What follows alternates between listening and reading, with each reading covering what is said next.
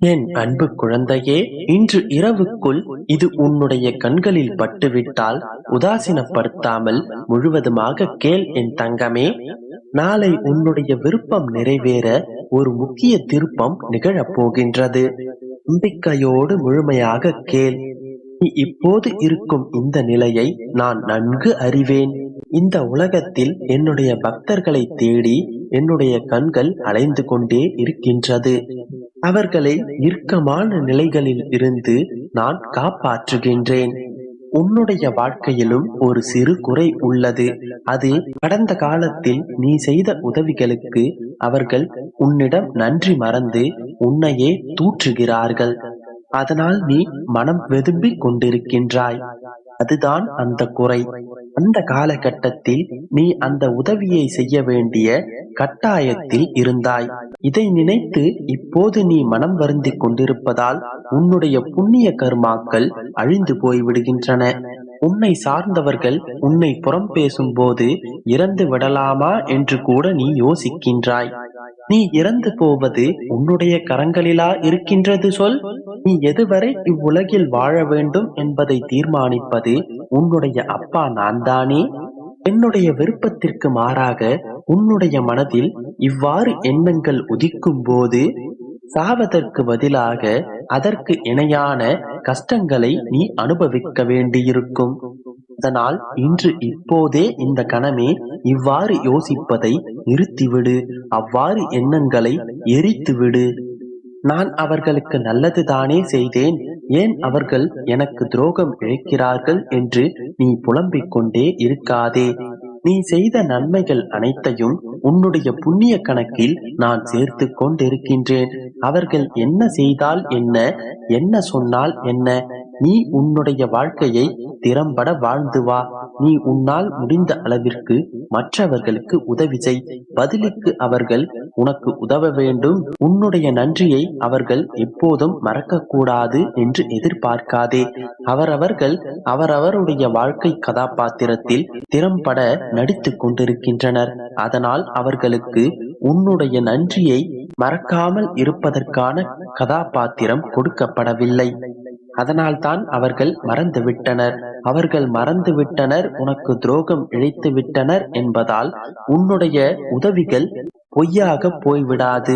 அவை அனைத்தும் உன்னுடைய புண்ணிய கணக்கில் சேர்க்கப்பட்டு விட்டது. அதற்கான நற்பலன்களை நீ நிச்சயம் அனுபவிப்பாய்.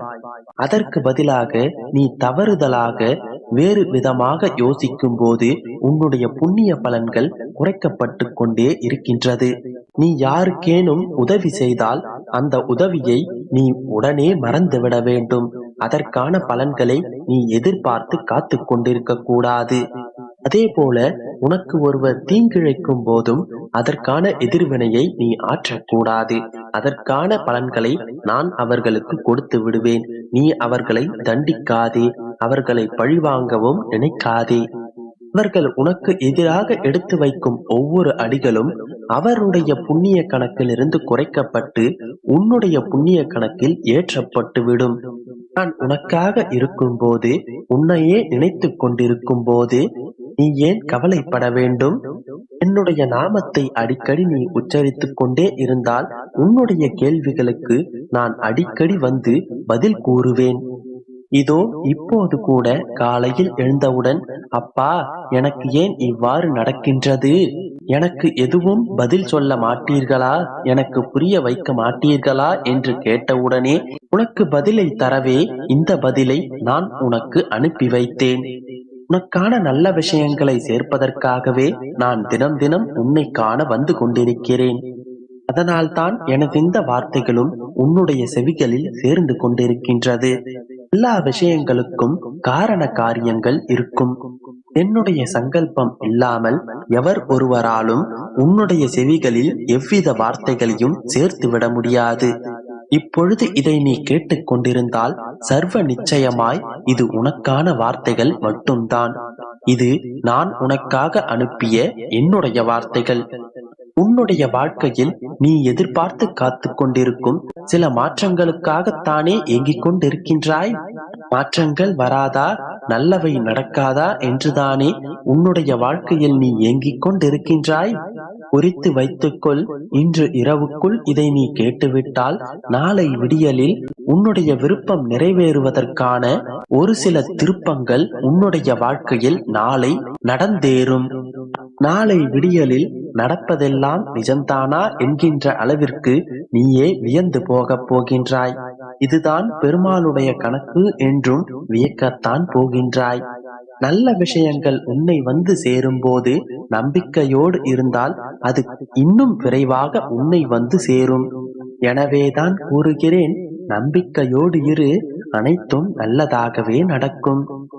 என் அன்பு குழந்தையே, ஒவ்வொரு நாள் விடியும் பொழுதும் இது நமக்கான விடியலாக இருக்கக்கூடாதா என்று ஏங்கிக் கொண்டே இருக்கின்றாய் அல்லவா? இன்று ஏதேனும் ஒரு நல்லது நடந்துவிடக் கூடாதா? இத்தனை பிரச்சனைகளுக்கும் ஒரு முடிவு இருந்துவிடக் கூடாதா? வெற்றி உன் வசம் ஆகிவிடக் கூடாதா என்றெல்லாம் யோசித்துக் கொண்டிருந்தாய் அல்லவா? இதோ செல்லமே, சர்வ நிச்சயமாக இந்த விடியல் உனக்கானது. இதுவரை நீ பயணித்த பாதைகள் வேறு. இன்று உன்னுடைய பாதையை நான் மாற்றியமைத்து விட்டேன். இனி நீ புத்தம் புதிய பாதையில் பயணிக்கப் போகின்றாய். இதுவரை நீ கண்ட நிகழ்வுகளை எல்லாம் மறந்துவிடு என் செல்லமே. இனிமேல் உன் வாழ்வில் பல மாற்றங்களுடன் மகிழ்ச்சியான தருணங்களை சந்திக்கப் போகின்றாய். புதிய வழிகளை உனக்காக நான் பிறப்பித்துள்ளேன். அது உன் கண்களில் படும்படியும் செய்துள்ளேன்.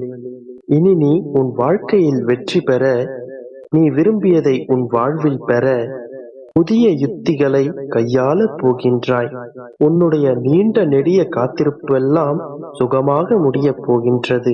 நீ எதிர்பார்த்து காத்து கொண்டிருந்தவையெல்லாம் உன் கைகளில் சுலபமாக கிடைக்கப் போகின்றது. சர்வ நிச்சயமாகவே சொல்கிறேன் கேள். உன்னுடைய கோரிக்கைகள் நிறைவேறப் போகின்றது. கனவுகள் மெய்ப்படப் போகின்றது. வசதி வாய்ப்புகள் பெருகப் போகின்றது. உன்னை தேடி, உன்னை நம்பி சிலர் வரும் நேரம் இது. உன்னை கண்டு சிலர் ஆச்சரியப்படும் நேரம் இது. அனைவரும் வியக்கும் வண்ணம் மிக உயர்ந்த இடத்திற்கு செல்லப் போகின்றாய். இப்பொழுது நீ செல்லவிருக்கும் பாதை தரமான பாதையாக இருக்கும். நீ வேண்டியதை தரக்கூடிய பாதையாக அது இருக்கும். அவ்விடத்திலும் உன் அருகில் நான் தான் பயணிக்கப் போகின்றேன். உன் அருகில் நான் இருக்கும் பொழுது நீ எதற்காகவும் கலங்க வேண்டிய அவசியமில்லை. நான் இருக்கும் இடத்தில் செல்வம் பெருகும். இல்லை என்ற நிலை ஒரு பொழுதும் ஏற்படாது. இப்போதாவது நான் உன் அருகில் இருக்கிறேன் என்பதை மனதில் நிறுத்தி நம்பிக்கையோடு இரு.